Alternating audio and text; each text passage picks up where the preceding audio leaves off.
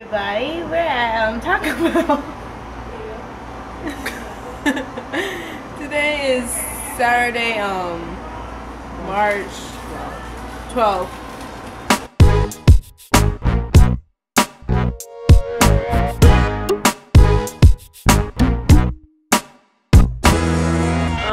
Did you put stuff in your hair because you got those little Shirley Temple curls going on? I did. No. These are Auntie's curls, just the cutest little things. Look at this. I gotta zoom in. Look at these things. We're all natural. Man, I wish I had them things. She doesn't like it much. It's Saturday, so you know that means time for church. But time for food is first. Anyway, we're at this Taco Bell and we ate here a long time ago, but it's been a while.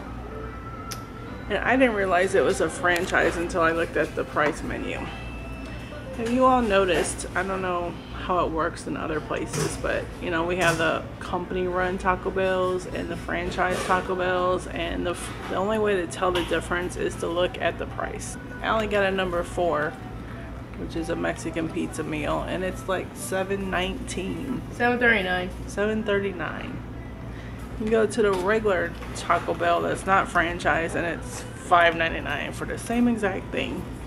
So I want to know why Taco Bell allows these franchises to upcharge all the food. It's ridiculous. We probably won't be coming back here. We'll go to the other one by Target if we want Taco Bell, because who wants to pay like almost $2 more for the same thing, the same restaurant?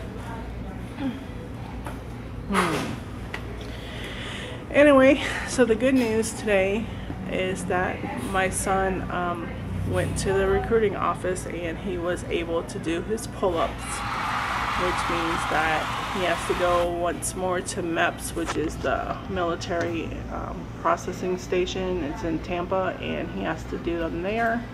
And if he's able to do the pull-ups at the MEPS station, then he will be leaving for boot camp next month in April. Tell me how this is anything special. It's the same thing. This one looks like it's more beef. Yeah, they didn't even tell you which one was the light beef. This one has more beans. Yeah, I get light beef on my stuff when I eat here. I just think she's weird. Where's my, oh, there it is.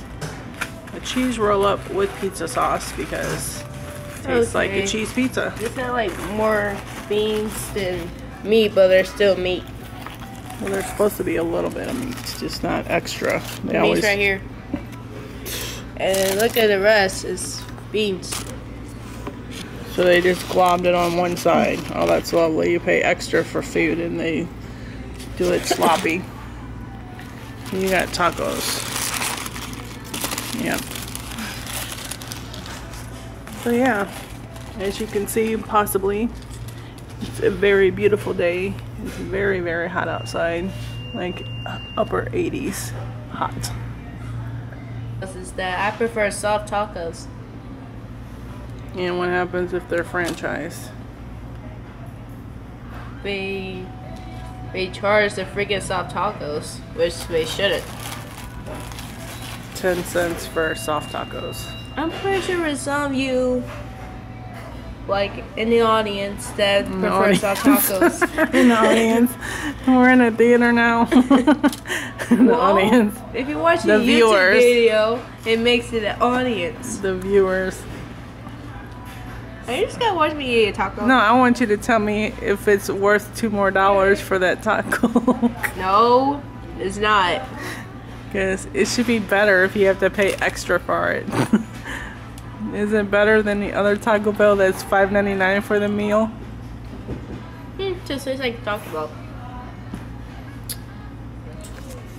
We're getting gypped here, guys. Amen. You may be seated.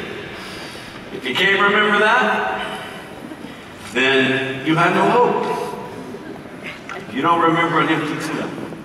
It is the basis of our hope. It's the basis of getting up every day believing that God is alive and His mercies are new every morning. It is the gospel. It is that portion of the gospel that's the anchor, the centerpiece, the exclamation mark of God that says, it is done.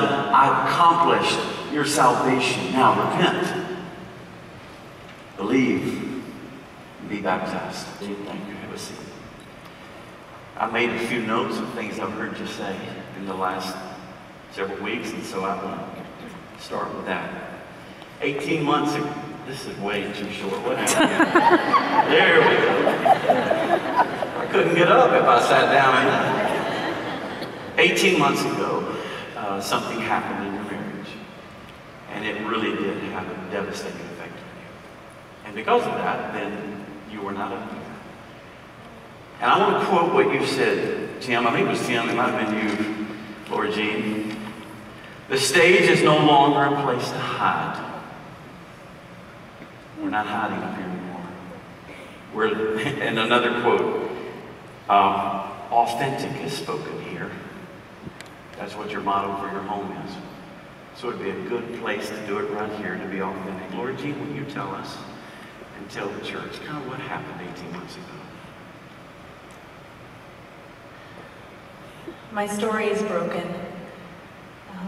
God has redeemed this story, and He's made it part of His story.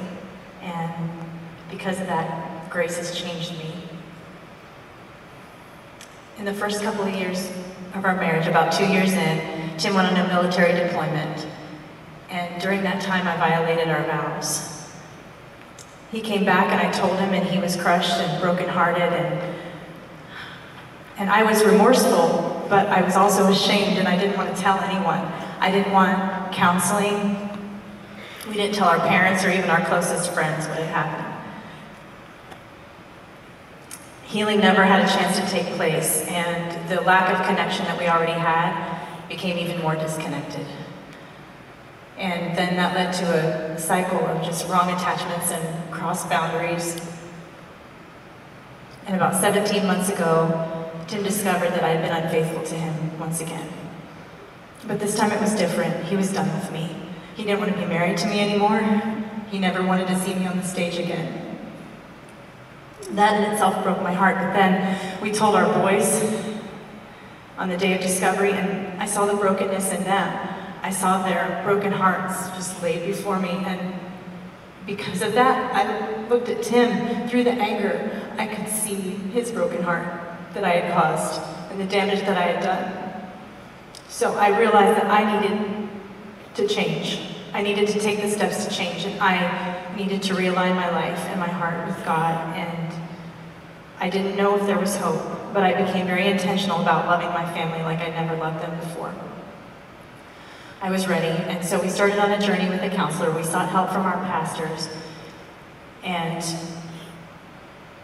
we started on a journey that Tim really didn't want to be a part of with me. And I held on to hope anyway. I leaned into the scripture that God would fight for me. The Lord will fight for you. You need only be silent. Exodus 14:14, because I knew that there was nothing I could do to repay the debt that I owed. It didn't change the fact that I was going to love him even if he wasn't loving me back. And just about the time I could have given up at any moment, September 23rd happened.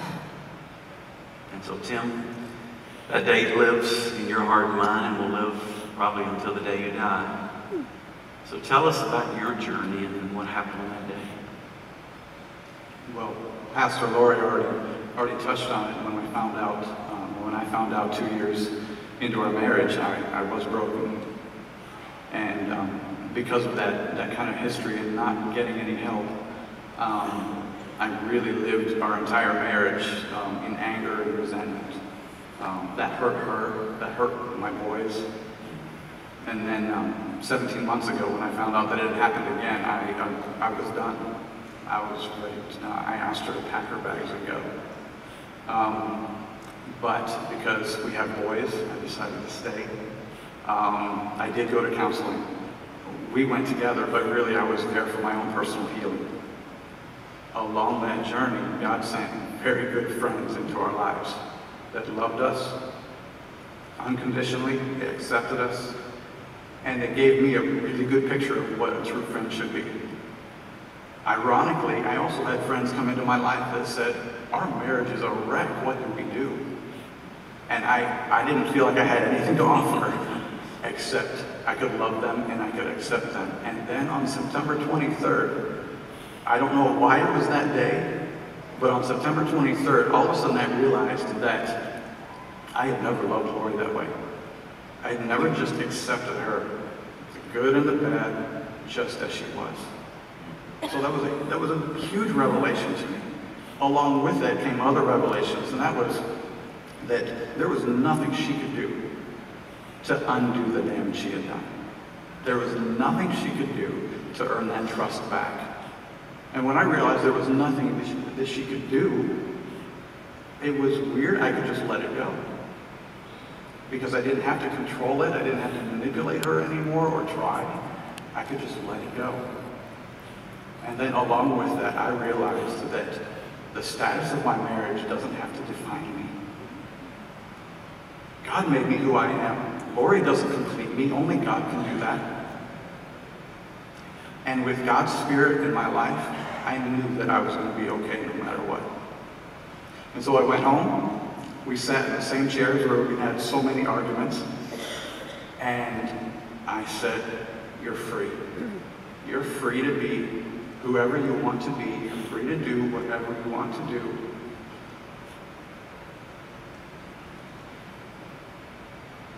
And ironically, when I told her that I was going to accept her no matter what. And in doing that, I thought I was setting her free. And what I found was the fact that I was the one that was being set free. And for the first time in 20 years, we had connection. There was grace. There was freedom, and there was peace. So we chose not to hide. We're not hiding on a stage anymore. This is who we are. Yeah. And that's exactly what God did for you. Because I remember you telling me that God took you the way you were and loved you unconditionally. Grace is not measured by your worth. It's measured by His goodness. And He gave grace, so you now have given grace to her. And I know you've given grace to them. When we found out this, they came immediately to us. They sought the counsel of pastors. We invested in them. We met numerous times, John and many others on staff here. And then you've been in the hands of a great counselor that has worked with many through this. And so these 17 months have been about restoration. You guys give us the most beautiful living illustration of what the good news is.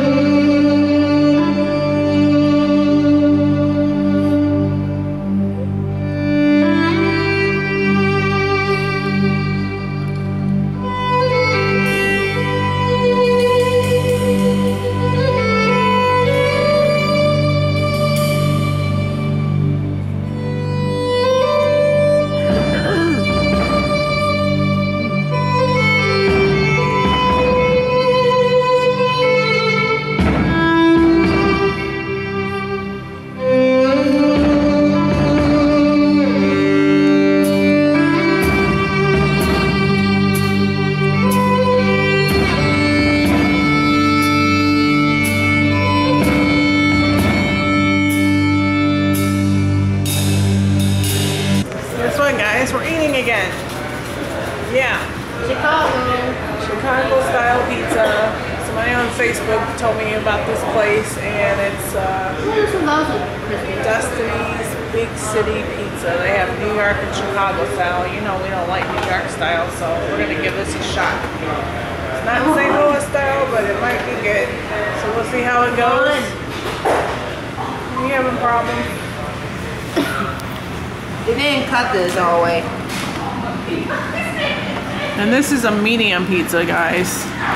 Imagine the smalls. I'm glad we didn't get the small because all we had was Taco Bell today. Hot, don't burn your mouth off.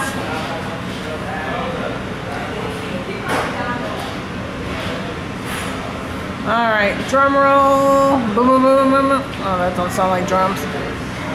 Okay, what is it? Pretty good. It's pretty good. Better than New York style, right? Duh. Alright guys, there you have it. So I'm gonna get started on this. I'll close out the vlog because it's probably long enough after we had that little excerpt right before this from church. So, hope you all having a good weekend. As always, thank you for watching. Please don't forget to like, thumbs up, comment, and you got food in her mouth. Subscribe. See, she always gives me what I'm eating. And we will see you next time. Bye.